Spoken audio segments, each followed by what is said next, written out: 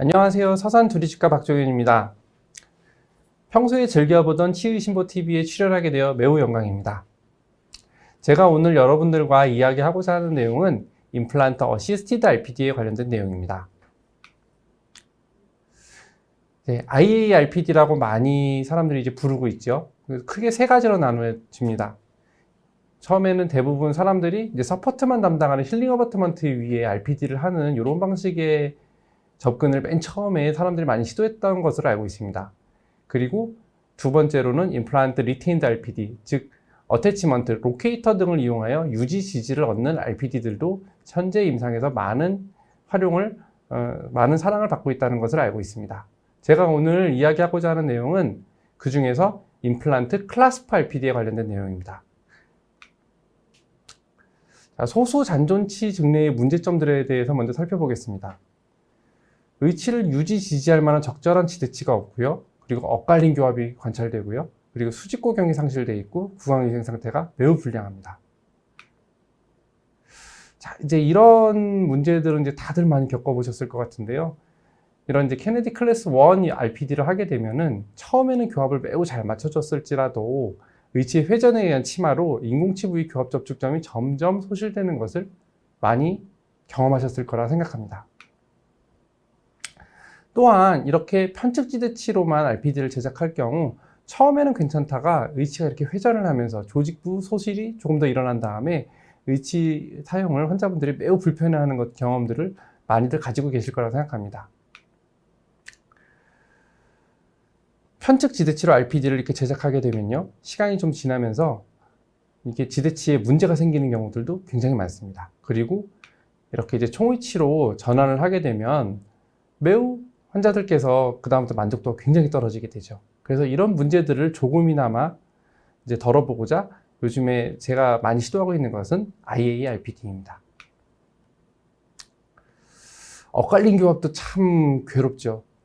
치아가 있긴 있지만 서로 물리지 못하고 반대편에 치아가 남아있다면 이럴 때 RPD를 하게 되면은 환자는 굉장히 만족도가 떨어지고요.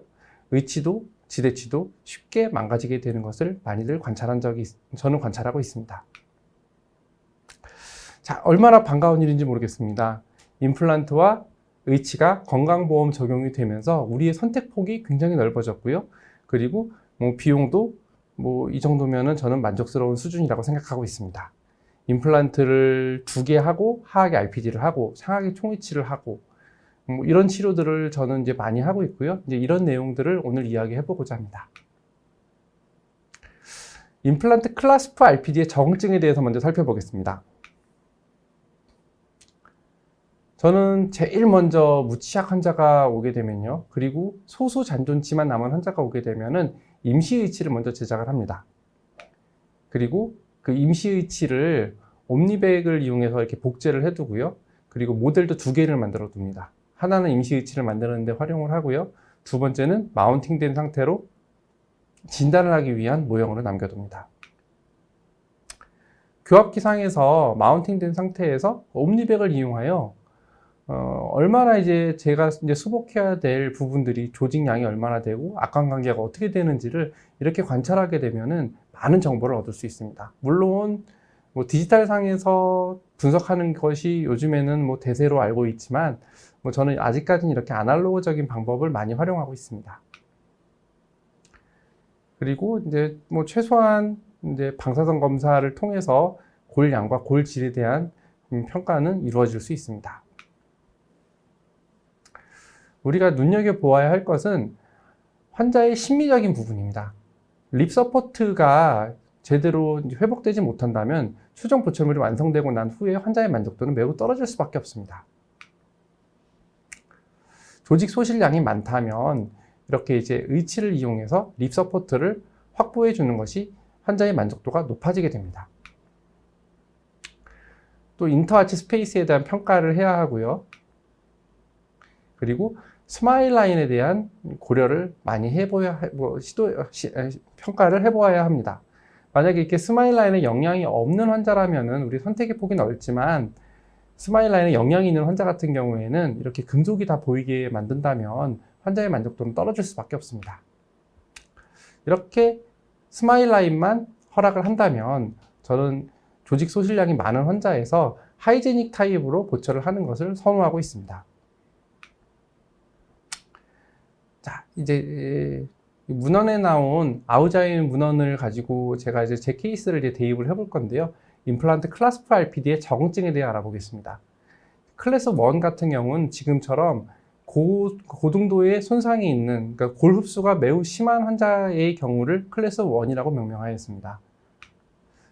자, 이런 경우에는 수평적, 수직적 캔틸레버 양을 고려해야 하고 스플린팅이 가능한 바우버덴처가 유리하다고 저는 생각하고 있습니다. 이런 경우 임플란트 클래스 4 RPD는 좋지 못한 선택이라고 생각하고 있습니다. 스플린팅이 가능한 이런 바 타입으로 그리고 덴처를 이용해서 립 서포트까지 회복을 해주는 이런 형태의 수복이 저는 가장 이상적이라고 생각하고 있습니다. 수복 공간이 15mm 이상이 되는 조직 소실량이 매우 많은 이런 환자의 경우에는 저는 가급적 가철성 보철물을 활용하고 있습니다. 자, 다른 치과에서 3년 전에 제작하고 오셨던 경우인데요. 상실된 모든 수복 공간을 모두 고정성 보철물로 채웠고 후방부는 RPD로 제작을 해서 오셨습니다. 일단 안모 개선 측면에서 매우 불리함이 있고요. 그리고 이렇게 만들게 되면은 구강 청결 관리가 매우 힘들어지게 됩니다. 그래서 저는 이렇게 수복 공간이 너무 많은 경우에 무리해서 임플란트 클래스 4 RPD로 하는 것보다는 오버덴처로 수복하는 것을 선호하고 있습니다. 두 번째는 중등도로 흡수된 치조골에서의 분석입니다. 대략적으로 이제 12에서 14mm 정도의 수복 공간이 있을 때, 이럴 때 이제 어떻게 적용을 하느냐에 대한 문제입니다. 이런 경우에도 안모지지, 립 서포트를 회복해주기 위해서 오버덴처가 가장 일반적인 선택지라고 저는 생각하고 있습니다. 상악은 조직 소실량을 최대한 고려하여 안모의 심미를 최우선으로 고려하여서 치아를 배열하고 보더의 형성을 해주어야 합니다. 보더의 두께도 형성을 해주어야 합니다. 그러나 이제 뒤에서 말씀드릴 내용인데요. 이렇게 립 서포트를 충분히 확보하지 못한 상태에서 의치를 제작하게 된다면 환자의 만족도는 떨어질 수밖에 없습니다. 환자는 의치를 하는 것은 씹어먹는 것도 목적이지만 심미적인 안모 개선도 환자분들은 같이 원하고 있기 때문입니다. 새로 의치를 만들어 드릴 때는 보드를 충분히 두껍게 만들어 드렸고요. 그리고 안모 지지가 과거보다는 좀 더 회복된 것을 관찰할 수 있었습니다. 상악과 달리 하악에서는 그래도 립 서포트가 덜 중요하다고 저는 생각하고 있습니다. 이렇게 이제 흡수량이, 잔존골의 흡수량이 상당히 좀 진행된 이런 환자에 있어서도 저는 하악에서는 심미성보다는 기능성을 최우선으로 고려합니다. 이렇게 이제 임플란트를 위해서 4개의 임플란트를 식립하였고요. 그리고 RPD를 제작해 드렸습니다. 자, 이제 보기에 매우 심미적인 그런 보철물은 아니지만 환자분께서 굉장히 이제 드시질 못해가지고 이제 살이 굉장히 많이 빠지셨었는데요. 의치를 하고 이제는 한 3년 정도 지나서 최근에 한번 다녀가셨는데요. 어느 정도 이제 살이 오른 모습을 보니까 저도 이만큼이라도 일을 가지고 있는 게 얼마나 환자의 삶의 질에 영향을 주는지 저도 한번 돌아보게 되었던 케이스였습니다. 자, 이제 수복 공간이 이렇게 9에서 11mm 정도, 이렇게 이제 고정성 수복물에 적응증이 되는 이런 증례들도 우리가 임상에서 많이 만나게 되는데요. 이런 경우에 이제 무리해서 오버덴처로 수복하게 되면 여러 가지 문제들이 생깁니다. 다른 치과에서 이렇게 오버덴처로 수복을 하고 오셨는데요. 지속적으로 이런 오버덴처를 하기 위해서는 이제 공간이 많이 필요한데 그 공간에 억지로 이런 컴포넌트들을 끼워 넣은 결과 위치는 계속적으로 파절되고요. 그리고 인공치도 계속 탈락하고 환자의 만족도도 그리 높지 못했습니다. 그래서 이렇게 공간이 부족하다면 가급적이면 이제 고정성 수복으로 가는 게 더 합리적이라고 생각하고 있습니다. 조직부 소실량이 그렇게 크지 않다면은 고정성 보철물 또는 임플란트 클래스 4 RPD가 저는 적절하다고 생각합니다. 자, 이제 무치악 환자분이셨는데요. 이제 최소한의 치료만을 원하셨고요. 조직부 상실량은 그리 크지 않으셨습니다. 이렇게 하악에 2개의 임플란트만 식립을 하고 그리고 브릿지로 연결을 한 다음 RPD로 제작을 한다면 환자의 삶의 질은 굉장히 높아지게 됩니다. 이건 총위치에 비해서 굉장히 삶의 질이 높아질 수 있는 방법이고요. 그리고 이렇게 조직 소실량이 크지 않다면 뭐 전치부 쪽만 혹은 구치부 쪽에 임플란트를 소두로 심고 임플란트 클래스프 RPD를 하는 것이 좋은 적응증이 되는 경우라고 생각하고 있습니다. 자, 이제 도해로 보시면 좀 더 이해가 쉬우시죠? 만약에 이제 구치부 쪽엔 뼈가 없고 전방부에는 어느 정도 뼈가 많으신 이런 분들을 우리는 임상에서 많이 만나게 되는데요. 이럴 경우 너무 무리해서 구치부에 식립하는 것보다 전방에 임플란트 식립하고 구치부는 RPD로 수복하는 이런 형태의 수복을 저는 임상에서 많이 활용하고 있습니다.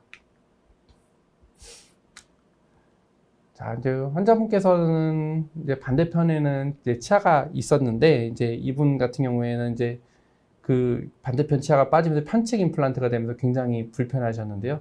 그래서 이제 우측에 임플란트 두 개를 더 심으면서 이렇게 양측성 지지가 되도록 임플란트를 식립했고요. 이런 형태의 수복 저는 굉장히 많이 하고 있습니다. 자, 이제 이런 경우가 어려울 수 있는데요. 이렇게 이제 뼈가 너무 많아도 그리고 조직 소실량이 너무 적어도 문제가 되는 경우가 있습니다. 이럴 때 환자분께서 이제 가철성 수복을 원한다면은 너무 안무가 이제 돌출되게 될 수도 있고요. 그리고 제한된 공간에 오버덴처 이런 것들을 하게 되면은 컴포넌트들이 계속 지속적으로 파절되고 그리고 의치의 인공치가 탈락되고 이런 문제들이 지속적으로 발생할 수 있습니다. 이런 경우에는 가급적이면은 픽스드 보철물로 수복하는 것이 가장 이상적이라고 생각하고 있습니다. 자, 이 증례는 뭐 수복 공간이 8mm보다는 좀 더 많았던 증례인데요. 만약에 이제 8mm 이하에 남은 경우에 제가 뭐 임플란트 클래스프 RPD 했던 증례가 없어서 이 증례를 넣었는데요. 만약에 8mm 정도의 공간만 되더라도 약간만 타협을 한다면 충분히 임플란트 클래스프 RPD로도 수복할 수 있다고 생각이 듭니다. 자, 좀 간단하게만 먼저 요약을 하고 넘어가겠습니다. 그러니까 조직 소실량이 너무 많은 클래스 1에서는 사실 임플란트 클래스프 RPD가 그닥 좋지 않은 선택이라고 저는 생각이 들고요. 조직 소실량이 뭐 중등도로 이루어진 치주 질환에 의해서 발치를 했던 그런 환자분 같은 경우에는 상황 개선 적용이 어렵지만 신미성이 그래도 조금 덜, 신미성보다는 기능성이 더 중요한 클래스 2에서는 하악에서는 뭐 충분히 적용해 볼 만하다고 생각하고 있습니다.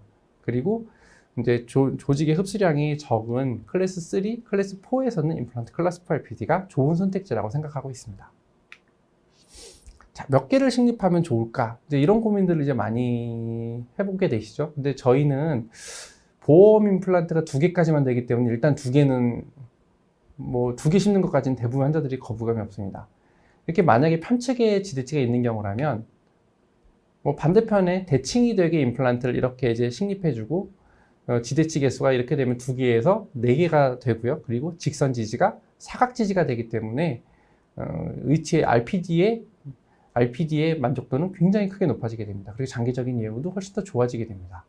그래서 엇갈린 교합을 해결할 수 있고 대칭이 되는 위치에 그다음에 직선 지지를 사각 지지로 만들어줄 수 있는 위치에 식립하는 것을 저는 선호하고 있습니다. 이 내용은 조리라 교수님께서 쓰신 손에 잡히는 극소위치 책에서 가지고 왔습니다. 아까 잠시 보여드렸던 증례인데요. 대칭적으로 잔존치가 하나 있기 때문에 뭐 2개만 임플란트를 식립하고 RPD를 해드렸었는데요. 1년 2개월 만에 결국 발과하게 되었습니다. 그럴 때 이제 의치를 수리해드렸었는데 만족도가 너무 떨어졌습니다. 그래서 반대편에 40번대에 2개의 임플란트를 추가로 식립하고 RPD를 해드렸습니다.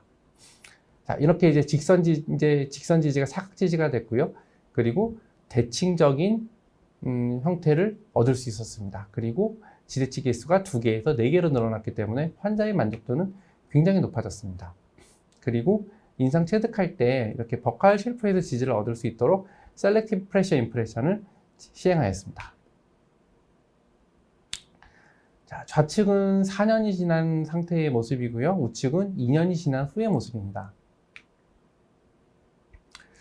자, 이렇게 이제 엇갈린 교합을 해소할 수 있는 위치에 임플란트를 식립하는 것이 굉장히 중요하다고 생각이 들고요. 이 부분은 이제 제가 2016년에 좌측에는 임플란트를 이제 식립할 수 없다고 판단을 했었고요. 그리고 이제 임플란트를 심었지만 이제 상하게 많이 남아있는 잔존치들과 교합이 되지 않는 엇갈린 교합이 되도록 제가 임플란트를 식립했던 경우입니다. 물론 없는 것보다는 나았지만 환자의 만족도는 그닥 높지 못했습니다. 그리고 5년 정도 지난 후에 지금 다시 한번 자세히 보니까 그때보다 이제 수술 실력도 조금 더 늘었고요. 잘 보니까 엇갈린 교합을 해소할 수 있는 위치의 임플란트를 식립할 수가 있었습니다. 식립할 불경인데 제가 환자분께서 2개만 심고 싶어서 2개만 심으신 건 아니고요. 제가 좌측을 심을 수 없다고 해서 못 심었던 거거든요. 그런데 5년 정도 지나고 나서 다시 한번 관찰을 해보니까 심을 만한 뼈가 있어서 2개를 추가로 식립하였습니다. 저는 이렇게 이제 5년 전에는 이렇게 골이 너무 본이 얇기 때문에 이제 식립할 수 없다고 생각했었는데요. 지금 와서 보니까 이렇게 뼈를 조금 평평화하고 상부의 날카로운 부분을 덴처버를 이렇게 갈아내고 임플란트 식립한다면 베이잘보는 굉장히 두꺼운 경우들이 많기 때문에 충분히 임플란트를 식립할 수 있는 경우였습니다. 자, 이제 임플란트를 식립한 후에 이제 평평화가 어느 정도 이제 시행된 후의 모습이고요. 네, 지금 보면은 2016년에 이렇게 2개를 더 심어드렸으면 환자분께서 얼마나 더 편하게 5년간 지내셨을까 하는 생각을 가지고 있습니다. 자, 그리고 이제 가급적 넓게 배치되는 것이 유리합니다. 케이스 1하고 케이스 2하고 비교를 해보면 어떤 것이 더 편할까요? 당연히 더 넓게 지드치가 분포되어 있는 케이스 2 증례가 훨씬 더 환자의 만족도는 높을 수밖에 없습니다. 케이스 1 증례 같은 경우에는 4개나 식립하였지만 비교적 직선 형태의 지지만 얻을 수 있고요. 그리고 케이스 2 같은 경우에는 비교적 후반까지 임플란트가 식립이 되어서 곡선 지지를 얻을 수 있어서 좀 더 의치 스테빌리티가 훨씬 더 높아지게 됩니다. 자, 이제 케이스 1 증례를 보겠습니다. 케이스 1 증례는 멘탈럽의 안테리어 루프가 더 있어서 더 이상 후방에 식립하기가 어려웠기 때문에 이렇게 전방에만 임플란트를 식립했고요. 그리고 RPD를 해드렸습니다. 그래도 이렇게 전방에만 식립했더라도 이렇게라도 있는 거랑 없는 거는 너무나 큰 차이가 난다고 생각합니다. 그래도 아쉬움은 너무 큽니다. 그러나 이제 멘탈럽의 안테리어 루프가 너무 전방까지 연장되어 있는 환자분이었기 때문에 선택의 여지는 없었다고 생각합니다. 저는 이렇게 이제 원바디 임플란트를 식립하는 경우 이런 질문을 많이 받는데요. 어떻게 임시 치환 어떻게 해주냐 이렇게 질문해 주시는 분이 많은데요. 저는 이렇게 치은 퇴축되는 거 이런 것들은 어느 정도 그냥 무시를 하고요. 오히려 엠브레자가 넓어지고 치은 연상 마진되는 거는 고령 환자에서는 좀 더 장점이 있다고 생각하기 때문에 저는 임플란트 식립하고 한 일주일 이내에 인상 체득을 하고요. 파이널 보철물을 바로 넣어드리게 됩니다. 그리고 파이널 보철물을 넣어드리고요. 그리고 이제 한 3개월 정도의 골류착 기간을 갖춘 후에 그 다음에 RPD를 진행하게 됩니다. 자, 이제 이 환자분은 이제 케이스 2에 해당했던 이제 환자분이신데요. 이제 44번 부위를 이제 멘탈럽의 안테리어 루프 때문에 좀 더 전방에 식립한다면은 RPD 지대에 넓게 분포될 수가 없기 때문에 안테리어 루프가 다행히 협측에 있었습니다. 그래서 설측으로 이제 회피해서 식립을 했고요. 그리고 나머지 부분들은 다 이제 골 방향대로 식립을 하였습니다. 이렇게 해서 양측에 대칭이 되도록 4개의 임플란트를 식립하고 RPD를 제작해드렸고, 환자의 만족도는 앞에 케이스 1 환자에 비해서는 훨씬 높았고, 환자의 저장 능력도 훨씬 더 많이 개선이 된 것을 관찰할 수 있었습니다. 이제 오클루잘 서포트 존에 관련된 내용인데요. 환자분은 어디에 임플란트를 심어주면 더 좋아할까요? 전치부일까요? 아니면 소고칠까요? 대고칠까요? 고령의 환자분들이 일단은 이제 의치를 하고 임플란트를 할 때 제일 큰 기대를 하는 것은 밥을 잘 먹는 겁니다. 그래서 오클루잘 서포트 존은 대부분 대구치가 많은 사람들이 만족도가 높고요. 그리고 그 다음엔 소고치끼리 대합되고, 그리고 전치부만 남은 사람, 엇갈린 교합이 있는 사람, 이런 사람들은 이제 저작의 만족도가 굉장히 떨어지게 됩니다. 그래서 이 문헌으로 미루어 볼 때 환자의 만족도는 구치부의 임플란트를 식립할 수 있으면 더 유리할 거라는 생각을 저에게 가져다 준 논문입니다. 자, 후방 지지를 확보해주면 환자의 만족도는 굉장히 높아지게 됩니다. 일단 맨날 의치를 하고 나면 환자분들께서는 이제 의치가 이제 연조직에 눌리는 것 때문에 힘들어하는 경우들이 많잖아요. 이럴 때 이제 후방 지지를 확보해줄 수 있는 이런 위치를 선택한다면 의치의 만족도는 높아질 수밖에 없습니다.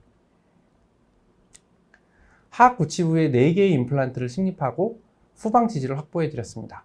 그리고 제가 이제 임플란트 RPD를 할 때만 이제 제가 주로 하는 방법들인데요.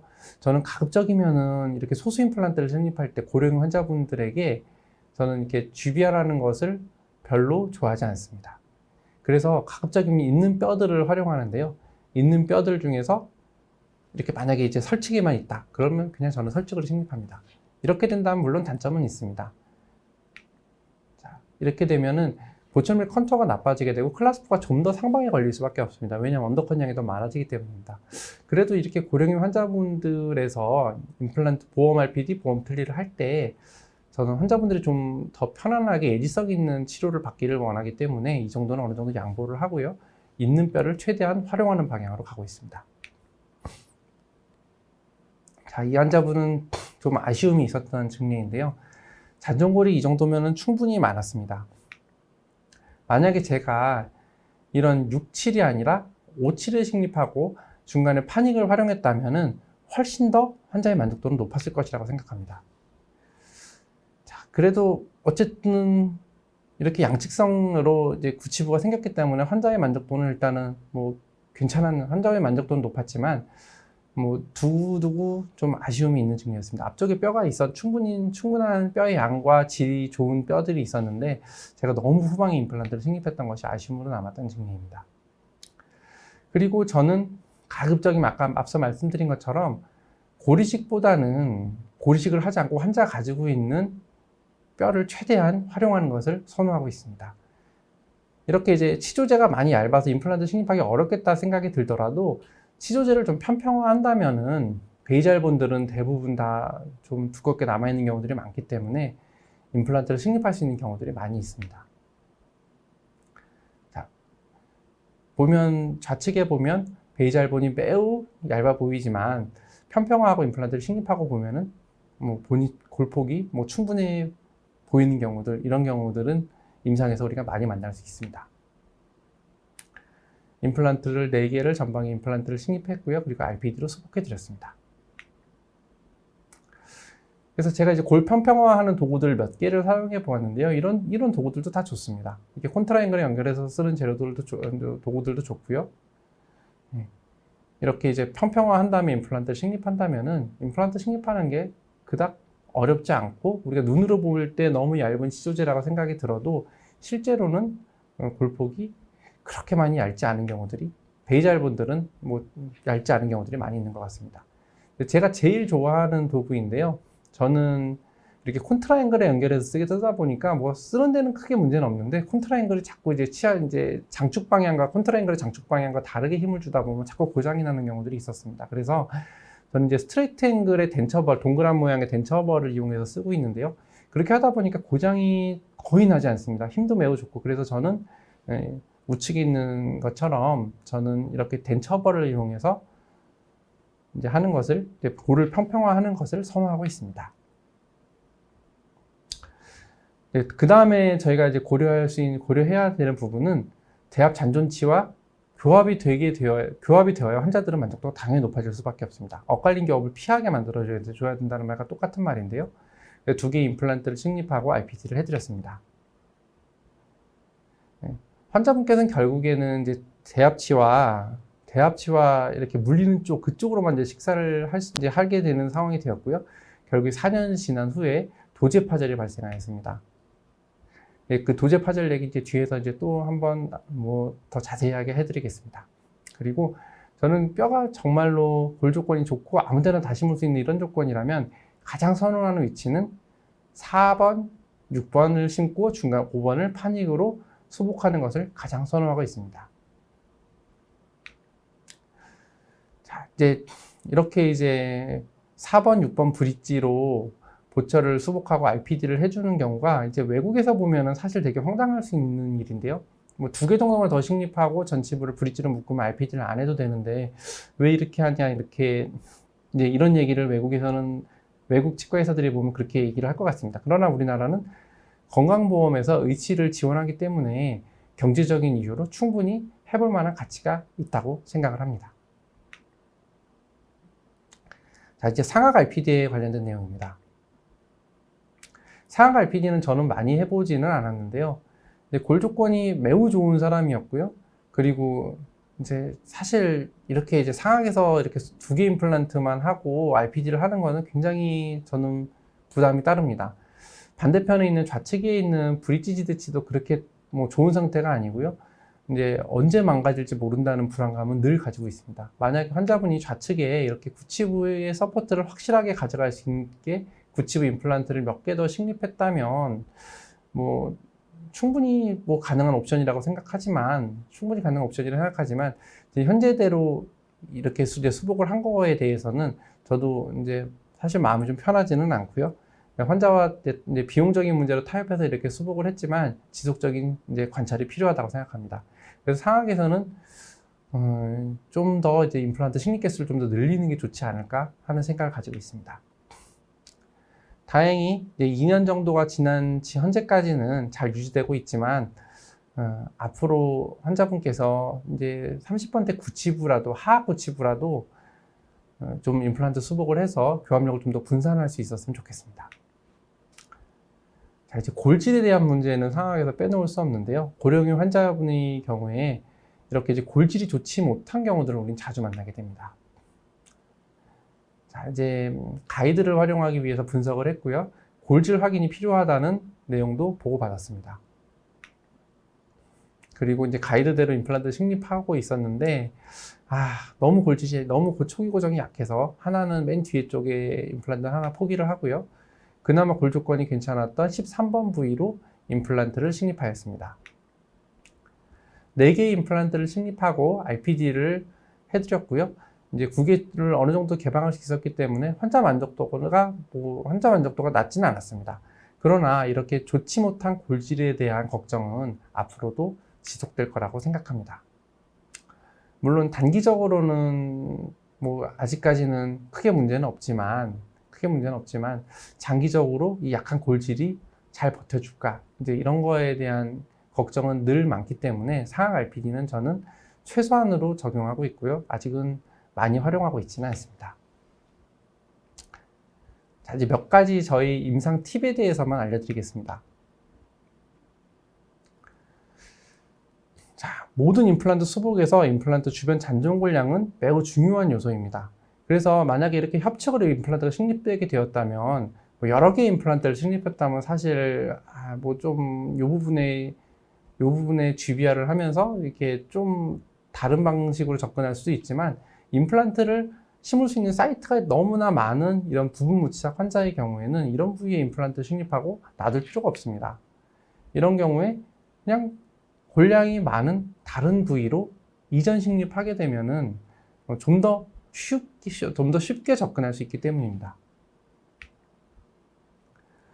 만약 제가 이제 임플란트를 이동 식립할 때 조금 더 이제 더 넓게 분포를 시키기 위해서 한 칸 더 뒤로 6번 자리, 5번이 아니라 6번 자리로 임플란트 식립했다면은 환자 만족도는 더 높았을 거라고 생각합니다. 그러나 이렇게 이제 하치조 신경과의 거리에 제한이 있는 경우들이 많기 때문에 임플란트를 좀 더 편하게 심을 수 있는 위치에 식립하기에 저도 자꾸 손이 가는 것 같습니다. 그러나 이제 환자 만족도는 만약에 제가 5번이 아닌 6번 자리 임플란트를 식립했다면 더 높았을 거라고 생각하고 있습니다. 자, 이제 픽스처 파절에 대한 이야기인데요. 이제 이렇게 이제 인터널 코니컬 타입 픽스처를 많이 오랫동안 사용하시는 분들은 대부분 다 저처럼 이렇게 이제 임플란트 픽스처의 세로 파절을 경험하였을 거라고 생각합니다. 이렇게 이제 세로 파절이 발생하는 이유에 대해서는 저도 뭐 잘 알지는 못하지만, 소재에 남아있는 잔류 응력이 펀치로 헥스를 가공하는 과정에서 문제가 될 수 있지 않을까, 이런 생각을 가지고 있습니다. 그래서 저는 가급적이면은 인터널 코니컬 타입 픽스처를 활용할 때는 헥스가 없는 넌-헥스 제품을 사용하고 있고요. 이 넌-헥스 제품을 사용하게 되면은 헥스를 가공할 때 생기는 그런 문제, 펀치를 이렇게 찍는 이제 그런 과정에서 생기는 그런 문제를 어느 정도 배제할 수 있다고 생각이 들고요. 그리고 더 측벽을 더 두껍게 가져갈 수 있는 형태이기 때문에 조금 더 세로 파절에서는 조금 더 유리하지 않을까, 이런 생각을 가지고 저는 헥스가 없는 제품을 주로 사용하고 있습니다. 그리고 저는 제가 제일 많이 사용하는 미니 사이즈에서 제일 많이 사용하는 제품은 이제 3.6 사이즈입니다. 3.6 사이즈의 장점은 플랫폼이 미니가 아니라 레귤러 플랫폼이기 때문에 이제 어버트먼트, 힐링 어버트먼트, 인프레션 코핑을 한 가지만 가지고 있어도 되기 때문에 저는 이제 가급적 3.6 사이즈 제품을 많이 사용하고 있습니다. 예, 지금 보시면은 TS3 넌X 픽스처를 식립한 모습입니다. 그리고 우측에는 원바디 픽스처를 식립한 모습입니다. 자, 내부를 잘 보시면 내부에 헥스 구조가 없습니다. 이런 제품들이 저는 뭐 장기적인 데이터가 저도 없지만 세로 파절 문제에서 그래도 조금 더 유리하지 않을까 이런 생각을 가지고 접근하고 있습니다. 자, 이제 도제 파절도 너무나 괴로운 문제인데요. RPD 지대치에서 도제가 파절됐다. 이거 생각보다 심각한 문제일 수 있습니다. 도제가 파절됐을 때 이 부분에 만약에 이 부분에 클라스파 걸리는 부위다. 그리고 가이딩 플레인이 위치되는 부위다. 그렇다면은 RPD 자체가 스테빌러티가 그리고 리텐션이 굉장히 떨어지게 됩니다. 그래서 이제 저는 환자분께서 동의만 해주신다면 가급적이면 메탈로 콜루전으로 제작하는 것을 선호하고요. 환자분께서 꼭 치아색을 원하신다면 지금처럼 메탈 서포트를 확실하게 받을 수 있게 이렇게 메탈 링을 두르고 인접면도 가급적이면 메탈로 처리하는 것을 선호합니다. 자, 이제 도제 파절 문제인데요. 환자분께서는 갑자기 씹히지 않는다고 오셨습니다. 앞서 한번 보여드렸던 증례인데요. 제가 앞서 어디에 심을까의 문제에서 대합치와 대합 잔존치와 교합될 수 있는 위치에 심으라고 말씀드렸잖아요. 그런데 이렇게 이제 소수 임플란트로 모든 힘이 집중되다 보면 이렇게 파절되는 문제들은 빈번하게 발생하게 됩니다. 그래서 2017년에 맨 처음에 했을 때보다 결국에는 점점점 수직 고경이 낮아지는 것을 관찰할 수 있습니다. 그 이유는 그 깨진 부분을 닿게 해드리기 위해서 제가 주변을 다 교합 조정을 전반적으로 해드렸기 때문입니다. 이렇게 된다면은 이제 여러 가지 문제들이 또 발생할 수가 있는데요. 그래도 이제 소수 임플란트에서 교합이 안 되면 환자의 만족도는 너무 떨어지기 때문에 일단 이렇게 제작을 해드렸는데요. 이렇게 되는 문제들 때문에 가급적이면 메탈로 콜루전으로 하는 거가 소수 임플란트만 남았을 때는 더 유리하지 않을까 이런 생각을 가지고 있습니다. 그리고 이제 이렇게 이제 비움과 타협해서 잔존 치아들을 놔두고 RPD를 해드렸습니다. 그리고 이제 나중에 이 환자분 가족분에게 전해 들었는데요. 결국에는 우측의 잔존 치아들이 이제 아파지게 돼서 결국에 이 치아들을 발고하게 되었고 다른 치과에서 다시 수복을 하셨다고 전해 들었습니다. 환자분께서는 이거 치료하기 전에 이 부분이 전혀 아프지 않다고 이제 빼고 싶지 않다고 하셔서 저도 이렇게 남기고 이렇게 보철을 해드렸었는데요. 이 고령의 환자분들에서 이렇게 의사소통을 잘하고 아무리 설명했더라도 사실 이게 기억을 못 하시고 이런 문제들이 많기 때문에 참 잔존 치아에 대한 부분도 굉장히 어려운 부분들인 것 같습니다. 네, 1년 뒤에 다른 치과에서 이 치아들을 발치하고 이제 다른 수복을 이제 하셨다고 전해 들었습니다.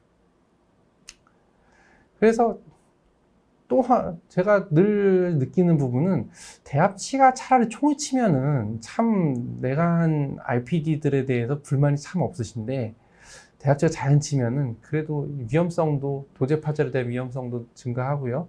그리고 환자들의 만족도도 좀 떨어지는 것 같습니다. 그래서 대합치의 체급에 맞는 수복을 해줄 필요가 있다고 생각을 합니다. 대합치가 만약에 이렇게 이제 완전히 다 자연치라면은 조금 더 임플란트 식립 개수를 좀 늘리는 게 무조건 더 유리할 거고요.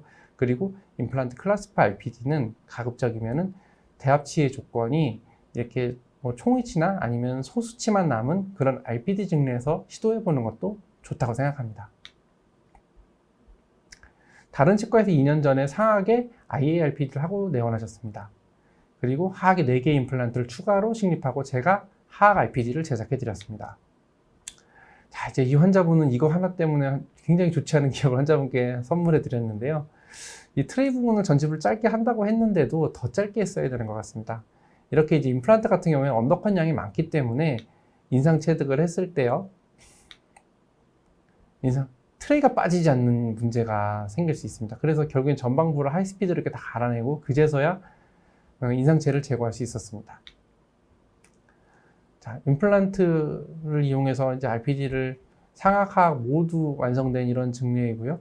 환자의 만족도를 떠나서 환자는 이제 그 과정에서의 기억을 평생 잊지 못하실 것 같습니다. 그래서 인상 체득을 할 때 IARPD 같은 경우에는 이렇게 좀 탄성이 좋은 알지네이트를 활용하거나 조직부를 조금 더 잘 이제 수복해주고 싶다면은 이런 개조인상법을 활용하는 것을 추천드리고자 합니다. 임시 수복물에 대한 것도 참 너무 괴로운 부분인데요. 결국엔 이렇게 4개 정도 임플란트를 식립했다면은 이미저트 로딩이 가장 현실적인 대안이라고 생각하고 있습니다. 그러나 이렇게 이미저트 로딩으로 보철물을 완성하고 난 다음 이렇게 이제 전방부를 이제 RPD를 이용해서 이렇게 회복시켜주면은 환자분의 만족도는 굉장히 떨어지게 됩니다. 그래서 이 부분도 참 딜레마인 것 같습니다. 임시수복이 소수 임플란트를 이용한 RPD 치료에서는 최종 수복을 하는 과정보다 더 어려운 과정인 것 같습니다. 만약에 이렇게 발치후 즉시 식립 이런 과정이 아니라면은 임플란트를 이렇게 서브머전 시키고 템포러리 덴처를 활용하는 것이 가장 현실적으로 맞다고 생각합니다. 그리고 이제 인상 체득할 때 저는 어버트먼트 레벨의 인상 체득하는 것을 좋아하는데요. 이렇게 되면 이제 치은 연화 마진들이 부분 있게 되면은 그 부분 인기가 덜 되게 됩니다. 이런 경우 같은 사이즈 어버트먼트를 그 위치에 재위치시키고 라이트 바디를 그 부분에 첨상시킵니다. 그리고 이제 그 다음에 이렇게 석고 모델을 제작하게 되면은 시원하게 이제 석고 모델에서 마진이 드러났기 때문에 마진을 잘 맞는 보철물을 제작할 수 있고요. 가급적이면 템포러리도 최종 보철물에 준해서 제작하게 됩니다. 파닉 부분까지 이렇게 템포러리를 해주게 되면 환자의 만족도는 굉장히 떨어지기 때문입니다. 그래서 이렇게 이제 지대치를 완성했고요. 그리고 RPD를 완성했습니다. 전치부 RPD는 뭐 거의 폼이라고 할 수 있죠. 거의 기능적인 역할은 못하지만 우리나라에서는 이제 건강보험에 RPD가 적용이 되기 때문에 충분히 가치 있는 치료라고 생각하고 있습니다. 자, 이제 거의 이제 마지막으로 다다르고 있는데요. 자, 이렇게 이제 4개의 임플란트를 식립했을 때 이제 서베이드 이제 브릿지를 어떻게 이제 악관관계를 체득해서 하느냐 이제 그런 문제들이 많이 궁금하실 건데요. 저는 이렇게 왁스림을 이용해서 왁스림을 구강내에서 이렇게 진료실에서 이렇게 만듭니다. 그래서 이렇게 이제 악관관계를 체득해서 템포러리를 먼저 제작을 하고요. 이 템포러리가 적응이 잘 되었다고 생각이 들면은 퍼티를 이용해서 바이트 트레이로 이제 구치부에 악관관계를 인기를 합니다. 그리고 템포러리를 빼고 전치부 쪽을 실리콘으로 바이트 체득하고 그 부분 이제 그렇게 해서 최종 보철물로 이행을 하거나 아니면 이렇게 왁스림을 따로 만들어서 서베이드 브릿지를 만드는 것을 선호하고 있습니다. 그래서 서베이드 브릿지를 대합치가 아무리 총위치라도 임의로 만들면 안 된다는 이야기를 하고 싶은 겁니다. 이렇게 이제 조직부가 많은 이런 이제 조직부가 이렇게 많은 이런 경우에는 뭐 RPD나 총위치에 준해서 이렇게 림을 이용해서 악관관계를 체득하는 것이 가장 현실적이라고 생각하고 있습니다. 자, 요약입니다. 임플란트는 대합 잔존 치아와 교합되는 위치에 식립하는 것이 일단 전 최우선이라고 생각합니다. 일단은 환자분께서 이제 저작 만족도가 높아야 되기 때문에 반대편에 치아가 있다면 그 부분과 물리게 해주는 것이 가장 좋다고 생각합니다. 즉, 엇갈린 교합을 해소할 수 있는 대칭적인 위치의 임플란트를 이제 식립한다는 거죠. 그리고 가급적 넓게 분포해서 구치부를 포함하여 식립하는 것이 유리하지만 하치조 신경과의 제약 때문에 그것이 늘 가능하진 않은 것 같습니다. 그리고 연결 고정이 중요한 요소라고 생각하고 있습니다. 국소 위치는 제가 늘 제일 강조드리고 싶은 건 인상 체득할 때 언더컷에 유의해야 된다는 것입니다. 자연치와 다르게 언더컷 양이 굉장히 많기 때문에 인상체가 빠지지 않을 수가 있습니다. 그렇기 때문에 좀 탄성이 좋은 인상제를 활용하는 거, 그리고 서베이드 브릿지를 제작할 때 왁스림으로 악관관계를 체득해야 된다는 것입니다. 서베이드 브릿지를 제작할 때 그냥 임의로 브릿지를 제작하면 나중에 문제가 될 수 있습니다. 그리고 임시 수복물 과정이 저는 가장 어려운 것 같습니다. 대합치는 처음 시작하시는 분들이시라면요, 불안정한 대합치가 있는 그런 케이스는 좀 피하시고 대합치가 총위치인 케이스를 선택해서 해보시면 어떨까 합니다.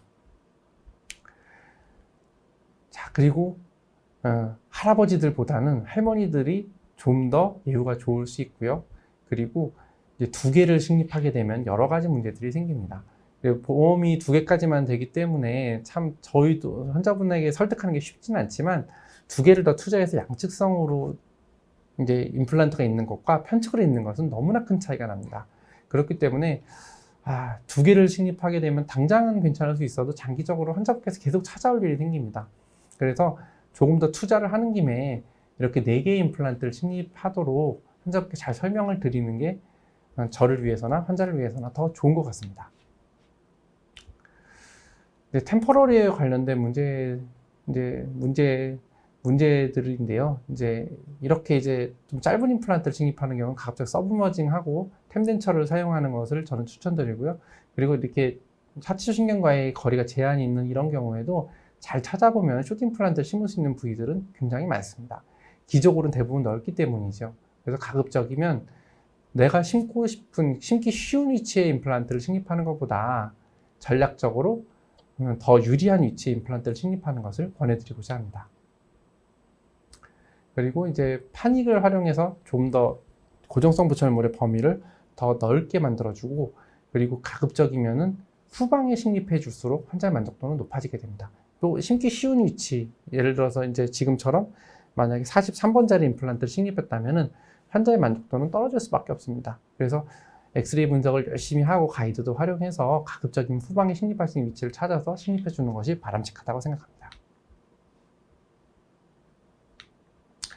가장 현실적인, 요거 하나만 더 설명드릴게요. 그리고 임시수복을 위해서 가장 현실적인 방법은 저희가 발치 후 즉시 식립을 안 할 수가 없거든요. 발치가 될 때까지 기다렸다가 또 임플란트하고 서브머징 했다가 또 이렇게 하다 보면 시간이 너무 많이 걸립니다. 그렇기 때문에 가장 현실적인 임시 치아를 위한 대안은 이미디어트 로딩이라고 생각하고 있고요. 근데 문제는 이렇게 이미디어트 로딩으로 수복을 해주게 되면 최종 부철물 환자 만족도가 떨어지는 게 참 문제긴 한데요. 어쩔 수 없다고 생각합니다. 자, 책을 하나 소개해드리고자 합니다. 제가 오늘 강의한 내용들을 알게 된 가장 기본이 됐던 내용들을 담고 있는 그런 책들인데요. 개원이들에게 너무나 도움이 될 수 있는, 그리고 우리가 잊고 있었던, 기본기를 매일 접하는 임상에서 잊고 있었던 이런 내용들을 다시 한번 알게 해준 이런 책입니다. 손에 잡히는 국소 위치, 손에 잡히는 총위치 책. 이 책에는 우리가 임상만 하면서 잊고 있었던 기본기들을 알게 해줬던 매우 유용한 책이라고 생각하고 있습니다. IARPD에 대한 이야기는 여기까지 하고 저는 이만 물러가도록 하겠습니다. 감사합니다.